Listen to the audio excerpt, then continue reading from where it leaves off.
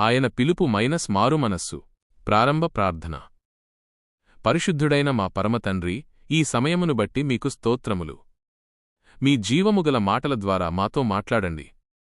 మా హృదయాలను దర్శించి మీ పిలుపుకు లోబడే కృపను దయచేయమని యేసునామమున వేడుకుంటున్నాము తండ్రి. ఆమేన్. ప్రసంగ అంశం: క్రీస్తు పిలుపు మన అంగీకారం.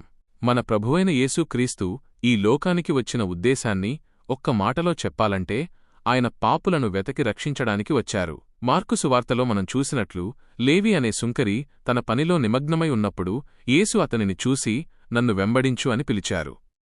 ఆ పిలుపులో ఎంత అధికారం, ఎంత ప్రేమ ఉందంటే, లేవి వెంటనే వాటన్నింటినీ విడిచిపెట్టి ఆయనను వెంబడించాడు. ఈ సందర్భంలో మనం గమనించాల్సిన 3 ముఖ్యమైన విషయాలు ఉన్నాయి. 1.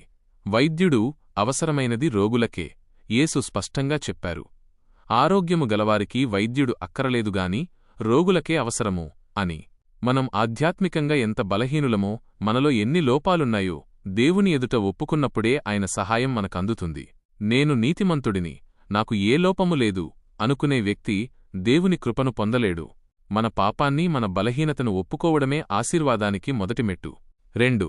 తగ్గించుకొనుటలో ఉన్న ధన్యత. లోక సంబంధమైన ధనము, గొప్ప ఉద్యోగాలు మనకు తాత్కాలిక సంతోషాన్ని ఇవ్వవచ్చు. కాని దేవుని సన్నిధిలో మనల్ని మనం తగ్గించుకొని, మన దురాశలను ఒప్పుకొని, కన్నీటితో ప్రార్థించినప్పుడు లభించే విడుదల ఎంతో గొప్పది.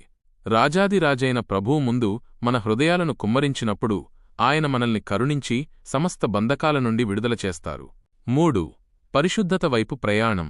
మనం ఆశీర్వాదానికి వారసులము కావాలని పిలువబడ్డాము. అయితే ఆ ఆశీర్వాదం కేవలం భూసంబంధమైనది కాదు, అది పరిశుద్ధతతో కూడినది. మనల్ని పిలిచిన దేవుడు పరిశుద్ధుడు, కాబట్టి మనం కూడా మన ప్రవర్తన అంతట్లో పరిశుద్ధులుగా ఉండాలని కోరుకుంటున్నారు. యథార్థమైన ఒప్పుకోలు ద్వారానే మన జీవితాల్లో మార్పు మొదలవుతుంది. ప్రియులారా, నేడు ప్రభు నిన్ను పిలుస్తున్నారు. నీ హృదయంలో ఉన్న లోటుపాట్లను ఆయన పాదాల చెంత ఒప్పుకో. ఆయన నిన్ను ఆశీర్వాదానికి వారసునిగా చేయడానికి సిద్ధంగా ఉన్నారు. ముగింపు ప్రార్థన. ప్రేమగల తండ్రి, విన్న ఈ మాటలను మా హృదయాల్లో భద్రపరచండి. లేవీవలే మీ పిలుపుకు లోబడే మనసును మాకు ప్రసాదించండి.